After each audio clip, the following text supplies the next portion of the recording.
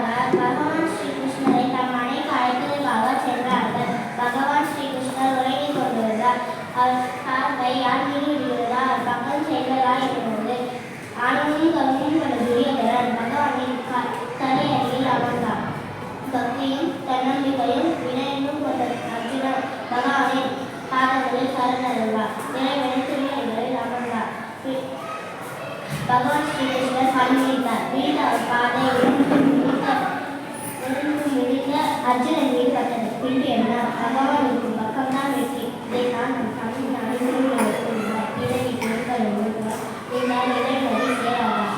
இதன் பொருள் இறைவனுடைய பாதங்களை போற்றி வளர்கின்றவர்கள் பிறவியானால் துன்பக்கடலை கடற்கார்கள். மற்றவர்கள் பிறவியானால் துன்பத்தை கடக்க இயலாது. எனக்கு வாய்ப்பு கொடுத்த தமிழாசிரியருக்கு எனது நன்றி, வணக்கம்.